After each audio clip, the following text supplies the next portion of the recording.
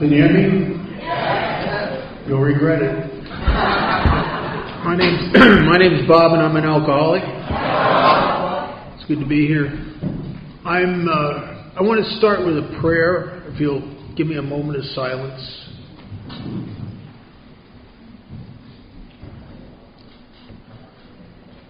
Lord, help me to set aside everything I think I know about you, everything I think I know about myself, everything I think I know about other people, and everything I think I know about this program of recovery, all for a new experience in you, Lord, a new experience in myself, a new experience in others, and a much needed new experience in this program of recovery. Amen.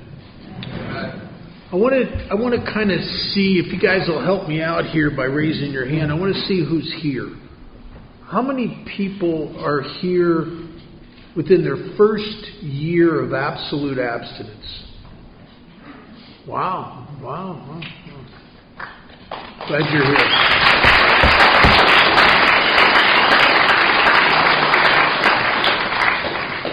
How about first 90 days?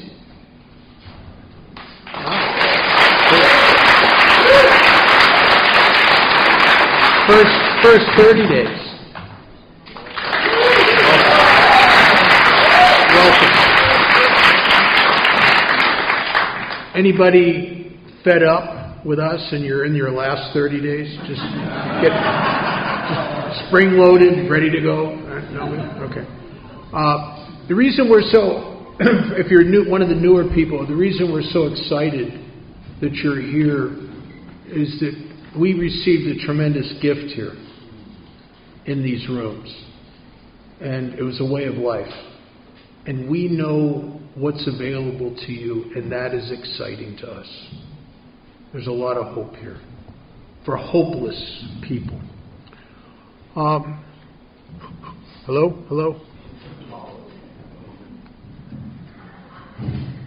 That was God's way of saying you talk too much. There's a lot of confusion about alcoholism.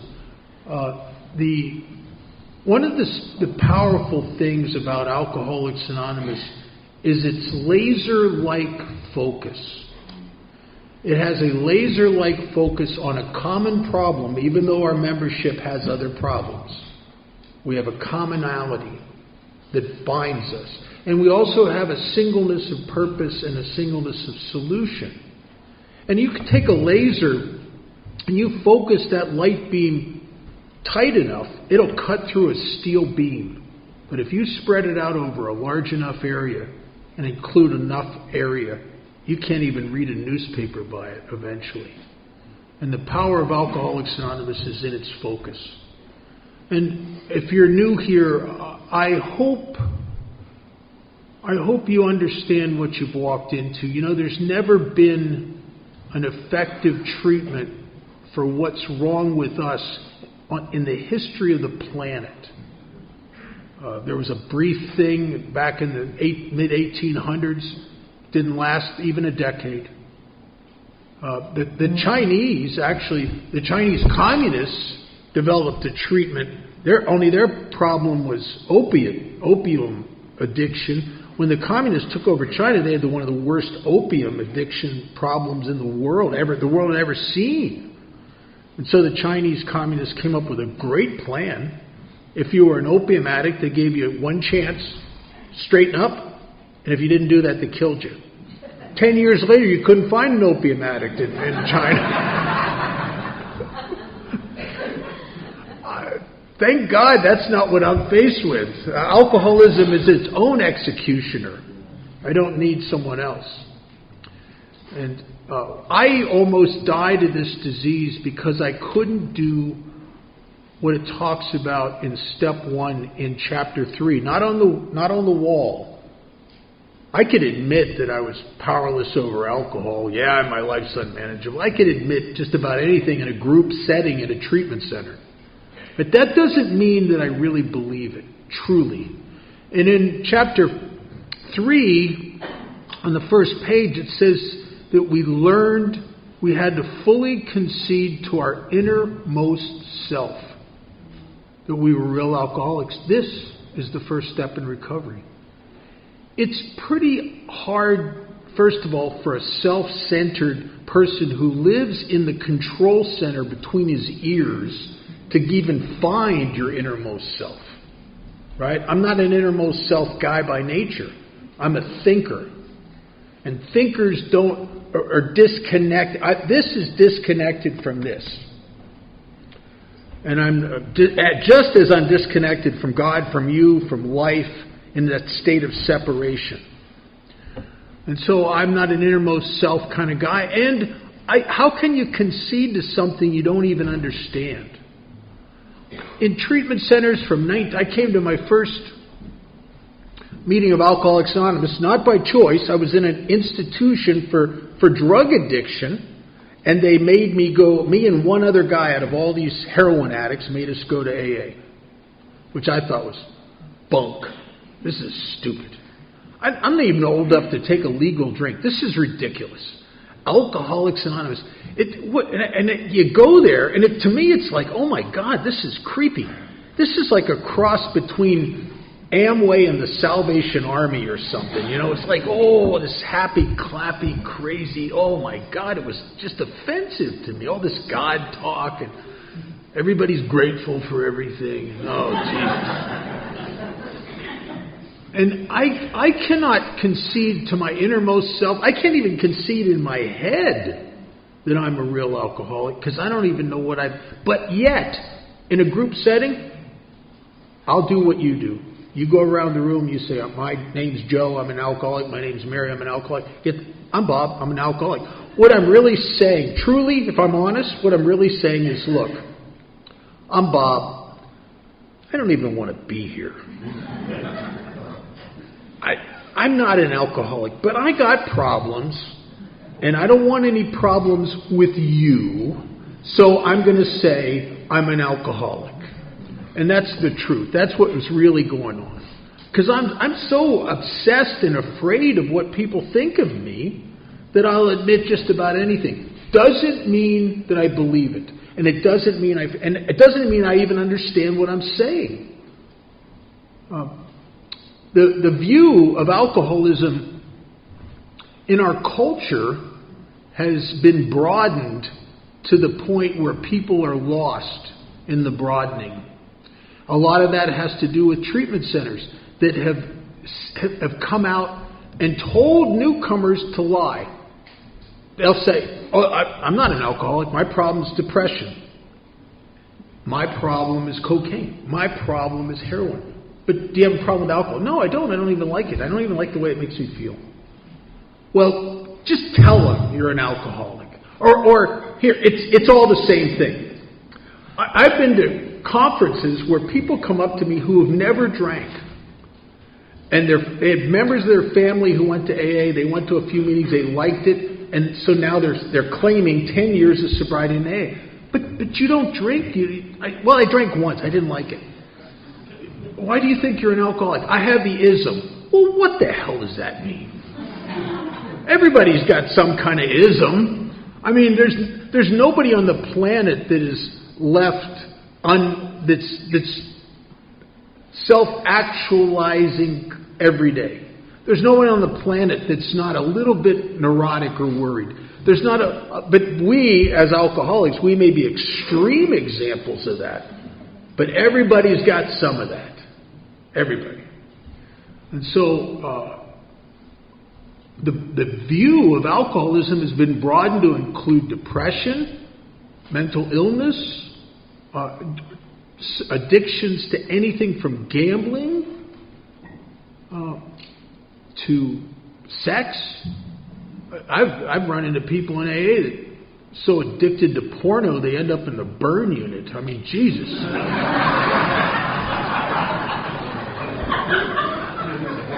And they broaden the view of alcoholism to include, and I get it from if you're in a profit-taking, profit-making treatment center, it's a better business bureau to broaden your customer base And it's not a good business plan to have separate facilities for separate things. So it's wholesale, and I get that. If I was in the business of that, I would think that way too. But a lot of people come to Alcoholics Anonymous and they go into treatment centers or they go to meetings where there's all these other disorders are being discussed in the meeting. And if you're like me, you're sitting there, and I'm kind of a hypochondriac. I'm the kind of guy, if somebody talks about the symptoms of a brain tumor, I'll go, oh crap, I got that. You know what I mean? I'm that kind of guy. So I was very confused when I knew I was messed up, but I don't know what's wrong with me. And I come into Alcoholics Anonymous, and in the center of this forest of problems, there's one problem. And it's the taproot of the whole forest. It's like if you've ever seen one of those banyan trees. There are banyan trees. There's one in Lahaina, Hawaii. It's a whole block. It's one tree. It looks like a forest. It's one tree. And in the center is one basic trunk that from all the other stuff, it comes out of that. And that's what I got. And I don't know it. But I have a thing called alcoholism, and I don't know it because I don't understand it.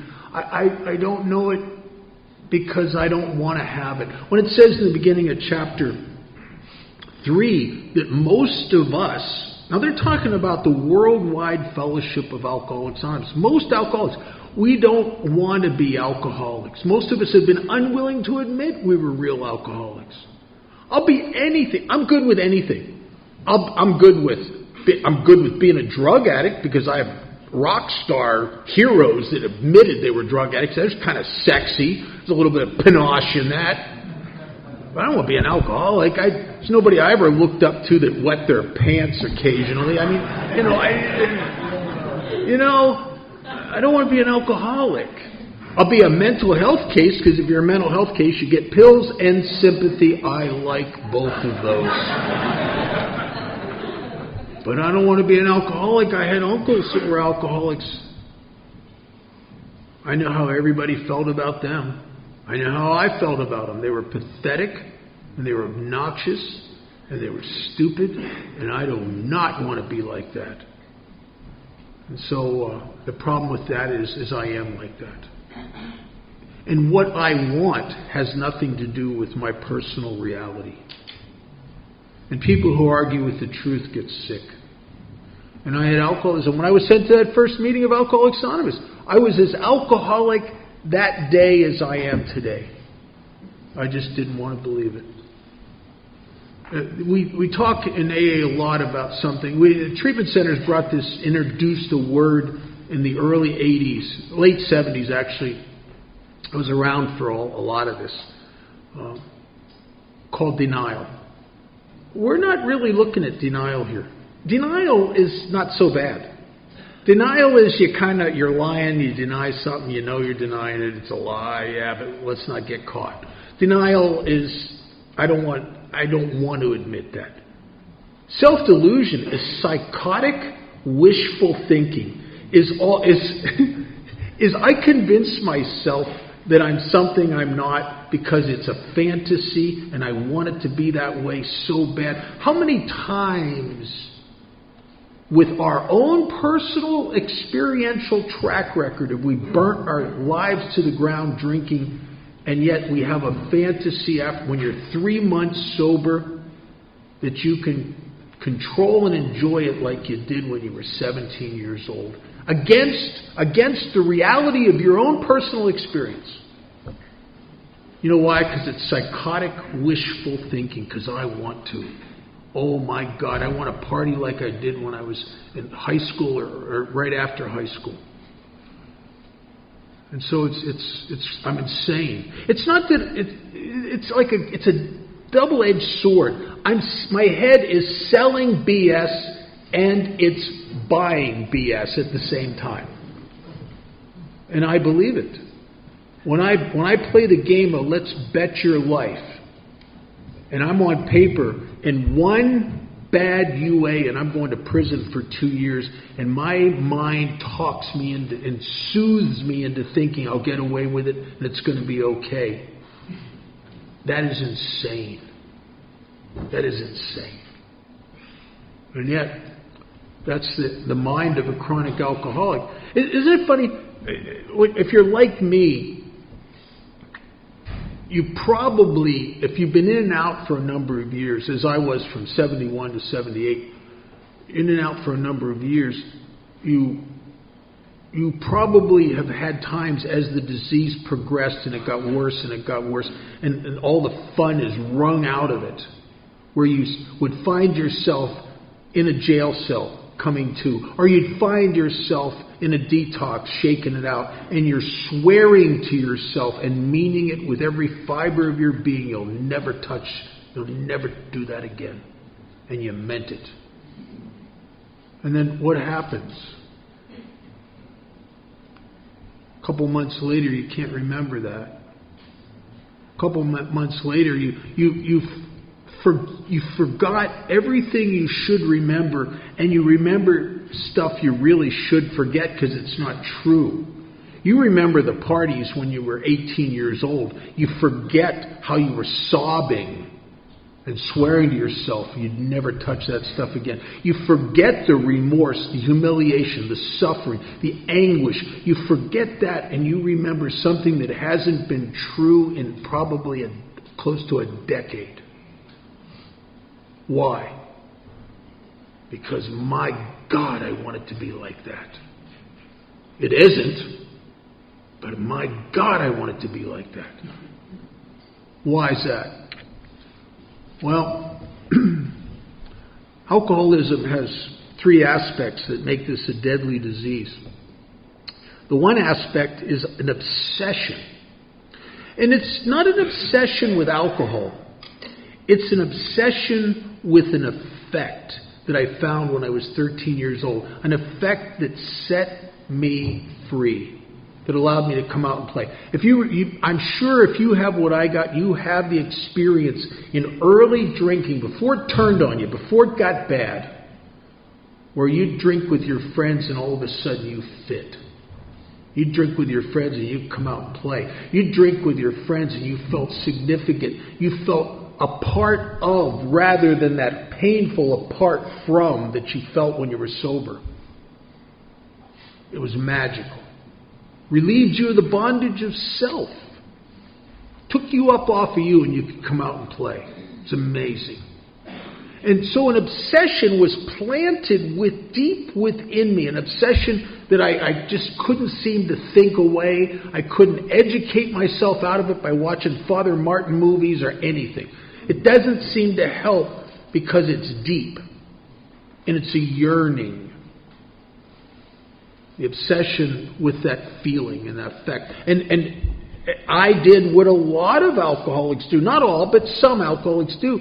As my drinking became worse, as the effect started to bleed out, and I wasn't the party that it used to be, I started throwing drugs in the mix.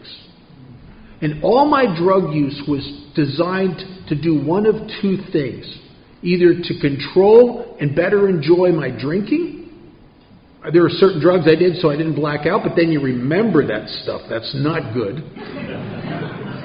And then there were other drugs I did, not just to drink longer, but other drugs I did because I, as an alcoholic,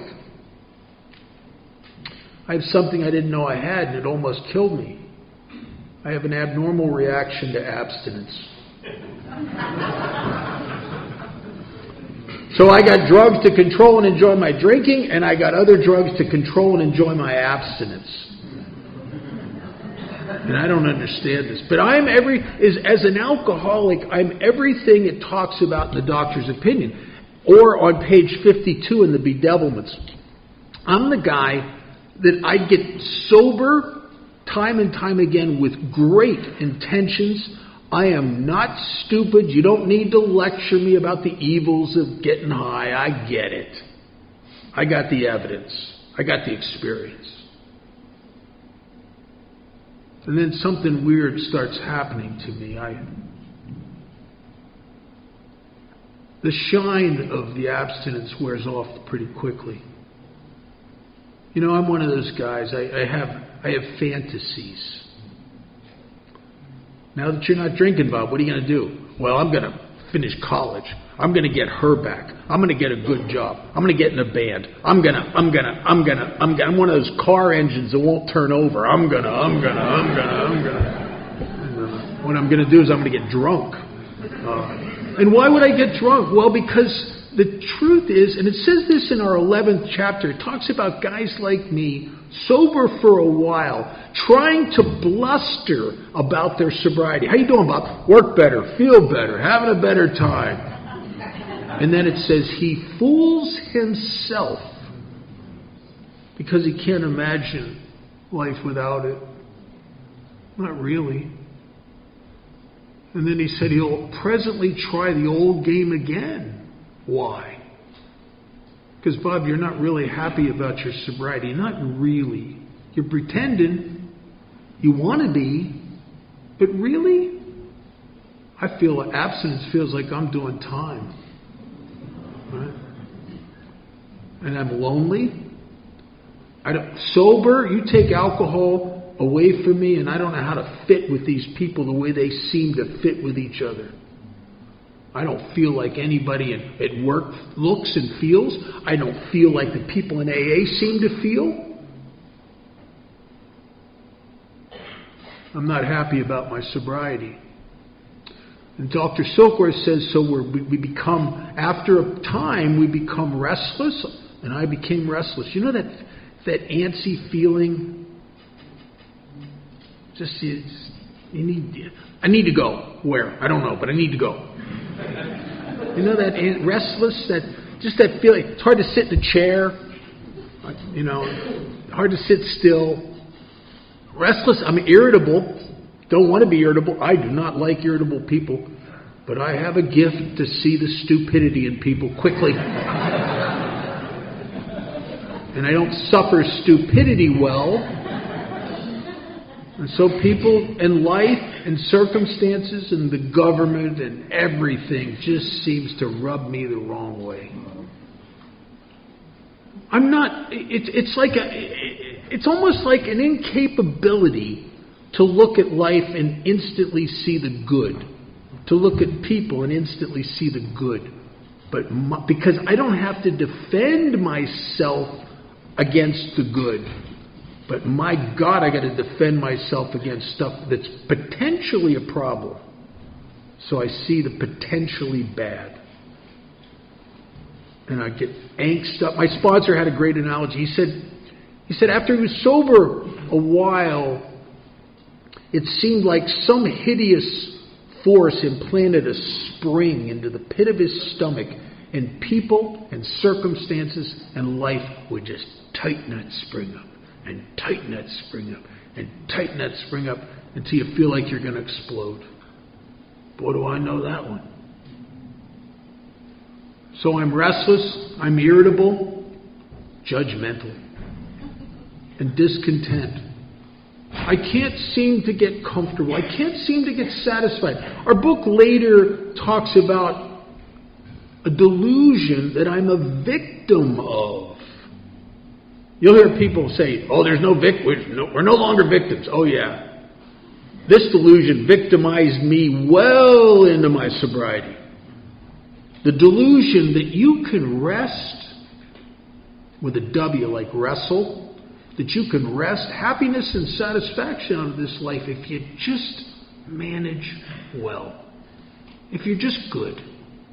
If you're just smart. If you're just efficient.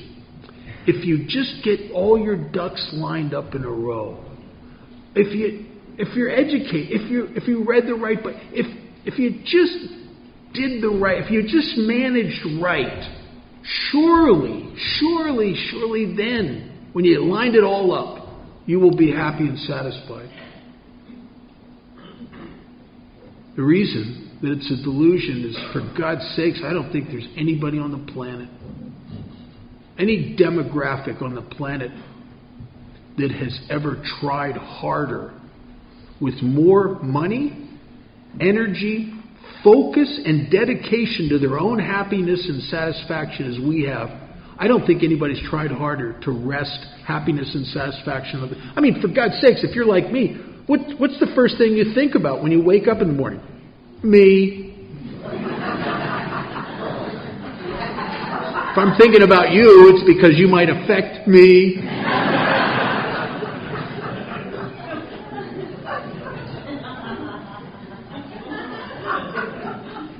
I might want to help you so you can help me. Me. So nobody's ever tried harder to wrest happiness and satisfaction out of this world, I believe, than us. And yet, what is the end result of our personal experience in living a life dedicated to your particular, how you feel, your relationships, your job, your house, how does it end up? Well, for some of us, we're trying to commit suicide because everything we brought into our life that we thought would make a difference, the shine wore off of it quickly. For some of us, we're the lucky ones. We're in a hopeless state of mind and body, and we're introduced to Alcoholics Anonymous, and we connect experientially with someone who we identify with. And out of this concerted, dedicated, consistent effort to wrest happiness and satisfaction out of this world and failing, I'm going up to a stranger pathetically and humbly, and I'm begging for help. Would you please sponsor me? I'll do anything you ask me to do. That is the accumulation of my very, very best and dedicated. See, there's a part in chapter 5 where it talks about, well, we fail. We do all this stuff and we fail, so maybe we should turn the volume up. Maybe we should exert ourselves more. You get to a point where there is no more. You've put everything you are or could be into this effort to wrest happiness and satisfaction out of this world, and you're still you. And you're still you. My grand sponsor was a guy named Chuck Chamberlain, and Chuck used to say something that used to give me chills when he'd say it. Chuck had laser-like eyes. There was a light in him. I don't know that there's ever been anybody quite like Chuck Chamberlain. And Chuck would say, if you be alcoholic and you don't surrender and you don't work these steps and dedicate your life to something else, he said, you'll get to a place, and we all get there, where you will run out of things that you can put between you and you. And there you are. And there you are. And there you are. And that is a horrible place of despair, depression, where the shine is wore off of everything you hoped was going to make a difference. The relationship doesn't do for you what you thought it would do for you. The job doesn't do for you what you thought it would do for you. The new house doesn't do for you what you thought it would do for you. And you get everything lets you down. And you don't know why. Because intellectually, whatever I've acquired, I know intellectually its value. How come it's wasted on someone who can't appreciate it? And so I'm restless, I'm irritable, and I'm discontented, sober, until what happens? Well, the book says until I succumb to the old desire again. And I pick up a drink. Which, if I wasn't alcoholic, I was just restless, irritable, and discontent, and picked up a drink and it soothed it a little bit, fine. The problem is if you're alcoholic, you have all that going on, and then you pick up a drink and it makes it worse. And why? It may have one time have made it better, but But now, in the progression of the disease, this allergy destines guys like me to burn my life to the ground. And I don't even know I have this allergy. That in our book refers to it as, we don't break out in hives when I drink. I break out in a phenomenon of craving. But I can't see it. I don't remember one time having the first drink after being sober a little while, having that first drink, getting that good feeling, and thinking to myself, oh boy, I got a craving. I don't think that. It feels like I want to have another drink. Of course I do. But I can't see the craving. And my first experiences where I started to see it, I was sitting in a meeting, probably the mid-70s, I don't know, maybe mid to late part of the 70s, and I heard a woman share her experience about being sober a few months and going to a dinner party and having a glass of wine, and then what happened to her after she had that glass of wine. And it brought something home to me that happened to me when I was 18, maybe 19 years old. When I was 18, 19 years old, you could have put me on a lie detector and said, is there any way you're alcoholic? I said, absolutely not. I could have admitted to having a drug problem, but at that moment, I cleaned my act up briefly, as I would do briefly. And I'm not an alcoholic. I mean, if you would have probed me a little bit, I could have admitted, well, yeah, in earlier years, but you do enough drugs, you can overcome an alcohol problem. I wouldn't have believed I was alcoholic, and yet I was. And I went to, my girlfriend at the time wanted me to meet her family, invited me over to dinner, and I'm trying to be a good guy, and I sit down at the dinner table. You know, I had that social anxiety disorder before it came out. You know, I just always felt at odds with life, and I always felt like I don't fit when I'm sober. They bring out this bottle of wine at dinner. Some little tiny nothing bottle of wine, like an Al-Anon bottle of wine, and I drink quickly. They poured us all a glass. I drink quickly. I killed 2 glasses out of that bottle of wine. They're still sipping on the first glass, and the bottle's dead. Now, I'm sitting there with 2 glasses of wine in me, and I'm staring at that dead soldier. And I'm getting a little antsy. I finally said to myself, God, that was good wine. Wasn't really, but I said that. Do you have any more? And they said no. And they went back to talking.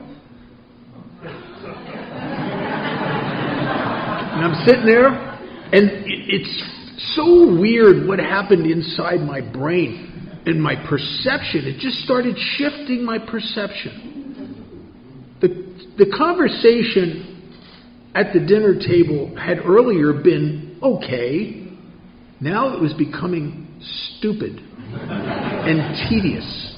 But I don't say anything. But I finally blurted out. I said, I like beer. And they said, we don't have any beer, and they went back to talking, and I'm going to lose my mind. I'm sitting there, and it's just like I'm panicky. I can't even think straight. Just spinning in my head. It's crazy. And I went to their bathroom, and I locked the door, and I went through their cabinets, and I found an unopened bottle of cough medicine that was 35% alcohol with codeine and terpenhydrate, which is a bonus. And I sat on the edge of that bathtub, and I cracked that seal on that cough medicine. I chugged that bottle of cough medicine, and that irritated spinning in my head just kind of went, and I was able to think. My mind wasn't tormenting me anymore. And I was able to think, and I came up with a plan. And I went out to the dinner table, and I explained to them how I was so sorry, but I forgot I had to take care of something this evening. I must leave. It's a shame. I hate to do this. We'll do this again, etc. I said all the niceties you're supposed to say in a situation like that. Went out, got in my car, drove down their street, 20 miles an hour, I suppose, 25 maybe, like you're supposed to. And then I turned. When I got out of sight around that corner, I drove like an insane person to get to my friend Brett's house, because Brett had an open bar in his basement because I had 2 glasses of wine. Now, this phenomenon of craving doesn't happen in everybody. It only happens in people that are chronic alcoholics. I've known people who are severe drug addicts who can drink. A lot of them can't, but there are ones that can. I had made amends to a girlfriend that was just would not, in the year and a half, 2 years or whatever, where I did heroin. She was. I would have said, most people would have said, she's every bit as bad as you. Yet years later, she could have a beer or 2 and walk away. She probably, it may have been ill-advised for her to try heroin again, but she didn't have the allergic reaction to alcohol. Consequently, she's not an alcoholic. She had a terrible problem with narcotics, but she's not an alcoholic. And I had to find my alcoholism, because if I don't find it, and I keep telling myself and staring at the differences, people get sick staring at the differences. People get better uncovering the similarities, because the basis of recovery seems to be unity. There was a great psychiatrist, Carl Jung, who's mentioned in AA literature quite often, and he was a very instrumental piece in the founding of AA. In the early 60s, at the end of Carl's life, he started corresponding with Bill Wilson, the guy who wrote the big book. And in a series of letters, he said in one of the letters to Bill something that was so profound and has proven itself in most of us to be experientially true. He said that he believed, from working with Roland Hazard, who's the businessman mentioned in the book, and countless other alcoholics, that the alcoholic's thirst for alcohol is not really a thirst for alcohol. He said he believed it was a low-level thirst of the alcoholic's very being for unity, connectedness. Or if you're more religious or spiritually minded, it might be viewed as a yearning for a connection with God, or union with God. And the reason I think that's true is that experientially in Alcoholics Anonymous, for chronic alcoholics, now I'm not talking about problem drinkers, I'm not talking about people with other problems, but for chronic alcoholics who are drinking themselves to death, as they move down through the steps and their spirit starts to get better, the thirst goes away. The yearning for alcohol goes away. Because maybe what Jung said was true. Maybe I drank alcohol for the same reason I do AA. Maybe I drank alcohol because alcohol at one time lit up and vitalized and invigorated my spirit. And if you're an alcoholic, you've had those experiences where you walked into a party and you're sober and there's happy people in there. Don't like that. But there's alcohol there. Like that. And the only reason I don't leave is because the alcohol, there's people here with stuff to get high on. And I walk in there and I'm separate and apart from, a feeling like it's all of them and then there's me. I'm depressed. I'm lonely. And 5 or 6 drinks and I'm free. 5 or 6 drinks and I can come out and play. 5 or 6 drinks, those people that I was judging is arrogant and egocentric and cliquey. Those people, I don't like those people. The people I judged that coming in, I saw them. I could tell right from looking at them. Don't know anything about them, but I know things. I knew they were like that. 5 or 6 drinks, I'm thinking, oh man, these are nice people. 7 or 8 drinks, I'm starting to love someone. I'm saying things like, I love you, bro. You know, that feeling of connection. You know, remember that feeling when what alcohol lit your spirit up and your very being was now in unity rather than in apartness. And I drank alcohol for unity. And I do Alcoholics Anonymous for unity. My grand sponsor, Chuck Chamberlain, used to say there was one problem and it contained all problems. And that was conscious and unconscious separation. Between me and you, between me and God or whatever this power is, between me and life. The universe is over here and I'm over here. Separate and apart from. And even in a peculiar sense, I'm separate from myself. By the time I got to Alcoholics Anonymous, I've tried to figure out who I was through therapy. I've tried to be so many things to so many people that I am totally lost. The more I studied myself, the more confused I became.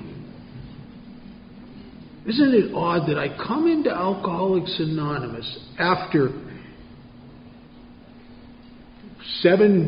more than 7 years of intermittent therapy with some of the rock stars of psychotherapy. Lots of treatment. And I don't even know who I am. And it's not from a lack of looking. I don't know who I am.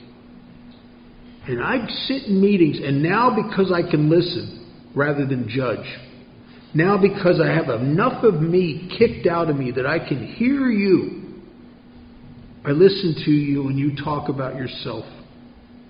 You talk about your fears. You talk about your failures. You talk about your resentments. You talk about the way you think and feel. And I sit there and I start nodding my head and thinking, my God, I'm like you people. You slowly were introducing Bob to Bob in a way that I couldn't happen any other way. I found out who I was by finding out who you are. And this is on so many different levels. I had therapists that used to try to convince me that I had to learn to love myself. I couldn't do it. But when I started to love you, it came back on me. As I changed the way I felt about you, I changed the way I felt about me. As I forgave you, I forgave me. As I tolerated and understood and accepted you in the doing, I started to tolerate, accept, forgive, love, and really be okay with me. Without being perfect.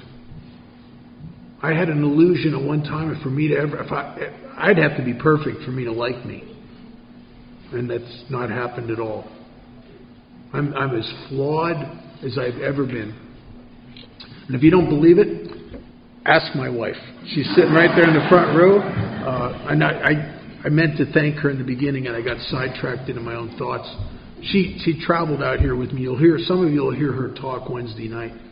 She's a great voice in Alcoholics Anonymous, and she supports what I try to do here. And I'm very grateful. I'm grateful she's here. So in this confusion and delusion about my alcoholism, I didn't know that I had the allergy. Because you don't see it, do you? I mean, you don't see it. How many times have we gone out to a pub and we know we can't do what we did the night before? I can't get that drunk. I cannot do that. I'm just going to have 8 drinks. It's a good plan until you get to 7. And then you realize it's like an epiphany. Oh boy, 8 was a bad choice. That's not a good number. And I don't know that this phenomenon of craving, this allergy, uses my own mind against me. There's a line in the book that says the alcoholic's problem lies mainly in his mind. I start to drink with great intentions, and my allergic reaction to alcohol changes my mind. And I think it's my doing. And I have no idea how powerless I am once I start. And then I have no idea how powerless I am once I've been stopped with full intention to never drink again. And I'm stuck in a trap I cannot spring and get free of. I can't stop obsessing with the hope, and it is hope. The hope that I can jumpstart that party, get back to those good old days.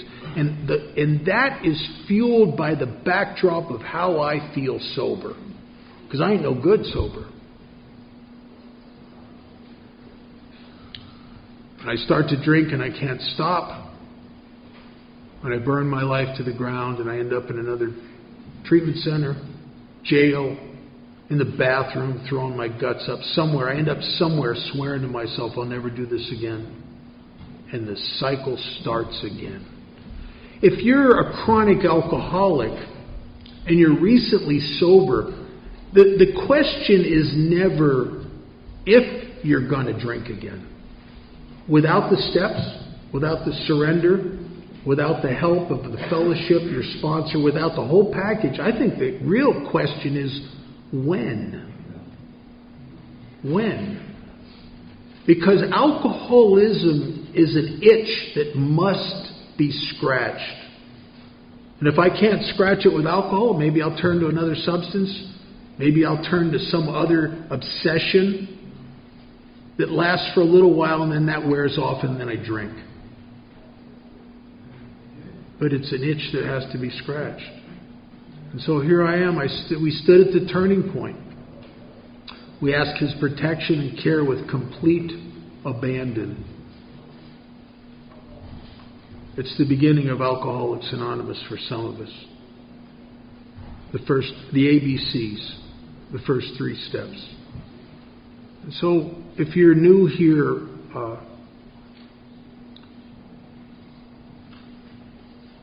if I could say one thing, if I could figure out the words, just say surrender.